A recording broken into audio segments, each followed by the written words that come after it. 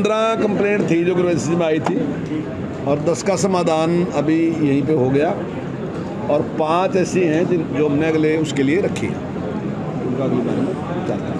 Sir डीडीआई पे जो है ब्लैक लिस्ट करने की चेतावनी भी दी गई है और प्रीलिमिनरी जो है एफआईआर करने के लिए डीसी साहब ने आदेश दिए थे, लेकिन आपने अगली ग्रीवेंस की उनको जो है टाइम दिया है। देखिए हमने उनको अगली ग्रीवेंस के लिए टाइम दिया और जितना टाइम 1 महीने का टाइम है, अगर 1 महीने के हिसाब से प्रगति होगी काम में तो फिर तो हम नहीं करते उनके खिलाफ। लेकिन अगर वो प्रगति इतनी नहीं होगी, मान लो वो थोड़ा वैसे ही छोटा मोटा काम करके जाएंगे, तो फिर अगली बार एफआईआर कराएंगे पक्का।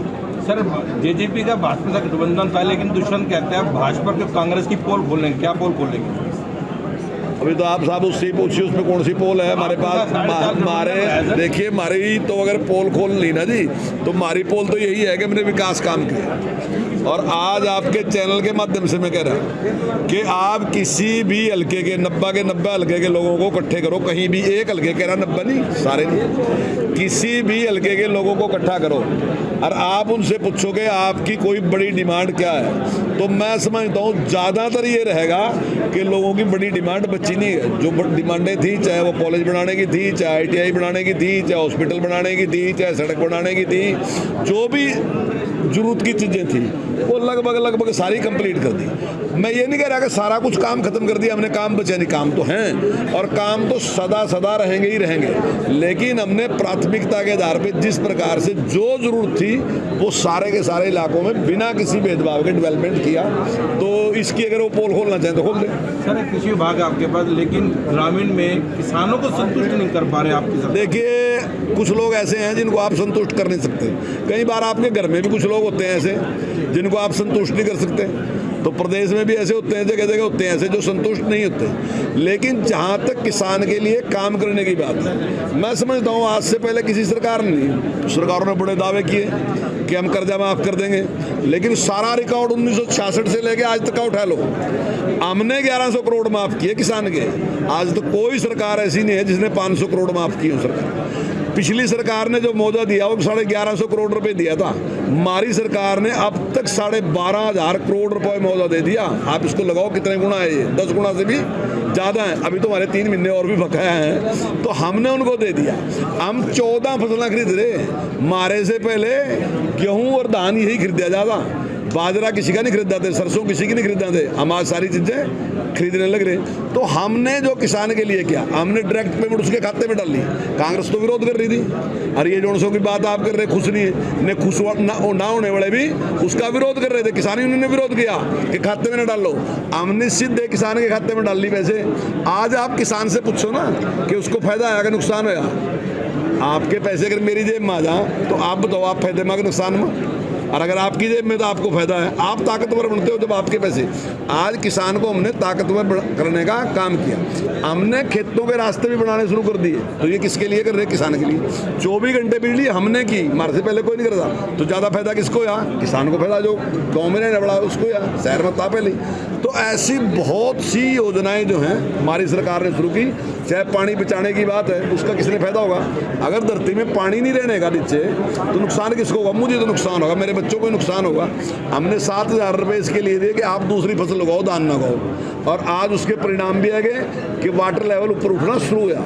और भगवान की अगर कृपा रहेगी, लोगों ने इस प्रकार से ठीक व्यवहार किया और अगले भविष्य की चिंता की, मैं समझता हूँ आने वाले टाइम में वाटर लेवल और भी ऊपर आएगा और समस्या का समाधान होगा। अजय चौटाला से जब गठबंधन के बारे में पूछा गया आपसे, तो उन्होंने बोला कि 4.5 साल तक दुष्यंत चौटाला को ठग लिया। वैसे इसको अब जहाँ पूछोगे ना लोग हंसेंगे इसके ऊपर कि किसको ठग लिया।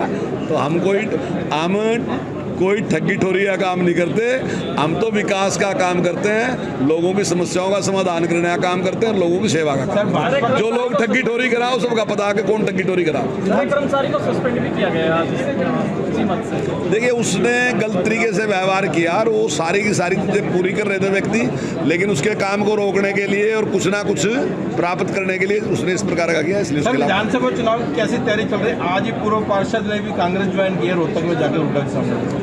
देखिए बहुत अच्छी तैयारी है हमारी। और अभी जो पिछला चुनाव हुआ, कुछ लोग ऐसे हैं ना जी, मिलता तो कुछ नहीं लेकिन उसका दावा बहुत करते हैं। वो सारी जगह कह रहे 99 है 99 है 99। अब वो कई बार लगता रहा 99% है, परसेंट नहीं 99 है 543 में थे। अब ये तो अपनी अपनी समझ है, अब कोई आदमी 99 ले गया उस पर खुश हो रहा, तो ऐसा कुछ नहीं। और हरियाणा में भी वो गठबंधन के साथ चुनाव लड़े थे, लेकिन उसके बाद भी हमारी परफॉर्मेंस अच्छी, हमारे 5% वोट पड़े, और आने वाले टाइम में जब अकेले चुनाव लड़ेंगे तो निश्चित तौर से भारतीय जनता पार्टी जीतेगी। निगमों से दलाल और कमीशन एजेंट का खात्मा कब होगा? देखिए, हमारे हिसाब से जो हमने काम किया, जिस प्रकार से सारी चीज़ें ऑनलाइन की हमने, लेकिन अगर कोई भी व्यक्ति उसका दुरुपयोग कर रहा तो हम निश्चित तौर से उसके खिलाफ कार्रवाई करेंगे और किसी को बख्शा जाए। सरपंचों को सर आप लोगों ने लास्ट टाइम में कुछ अधिकार दिए, क्या लगता है कि जो पीछे मंत्री थे आपके देवेंद्र बबली, इनके अधिकारों को रोका गया कहीं? नहीं, देखिए, अधिकार देने की बात अब नहीं दी हमने पहले भी हमने भी अधिकार दिए थे। जब हुड्डा साहब की सरकार थी तब एमएलए की ना सरपंच की जो पावर थी 5 लाख थी, और जब मनोहर लाल जी की सरकार थी तो हमने सुझाव दिया था कि इसको बढ़ाना चाहिए, हमने 10 लाख बढ़ाया, और फिर 21 लाख मनोहर लाल जी ने अपने आप ही बढ़ाया बिना हमारे सुझाव के ही, उन्होंने 21 लाख अपने आप किया। तो लेकिन कई बार दिमाग में बात आती है, सुधार करने की बात आती है, सोचते हैं कोई निर्णय लेते हैं तो निर्णय लेते हैं, और उसके बाद अगर मान लो वो निर्णय में लगता है कि कुछ काम में बाधा है तो उसको बदलते भी हैं। ऐसी कोई जिद नहीं है कि जो मैंने निर्णय ले लिया मैं उस पर ही अड़ी रहूँगा। मैं जनता के लिए हूँ, जहाँ जनता को फायदा होगा तो वो मेरी जिद नहीं है, मैं जनता के हित में निर्णय लूँगा। भले ही मैंने पहले फैसला लिया, मैं दोबारा चेंज भी कर दूंगा उसको। अमित शाह जी ने नयाब सिंह सैनी को अगले नेतृत्व के लिए घोषणा कर दी है, अब उनकी बॉडी लैंग्वेज और काम करने का बिल्कुल चेंज हो गया और कॉन्फिडेंट ज़्यादा हो गया, तो क्या कहना? नहीं, बिल्कुल अच्छी बात है। जितना आत्मविश्वास बढ़ेगा उतना ही ज़्यादा अच्छा रहेगा। और कोई भी व्यक्ति है, अगर मैं आपको भी बिठाऊँ ना वहाँ, तो आपका भी कॉन्फिडेंस पहले दिन थोड़ी बढ़ जाएगा, आपका भी बढ़ने में टाइम लगेगा। और नायब सैनी जी जिस प्रकार से मेहनत कर रहे, दिन रात लग के, और जनता की सेवा कर रहे, तो उससे कॉन्फिडेंस बढ़ता है, आत्मविश्वास बढ़ता है लोगों के बीच में जाने से।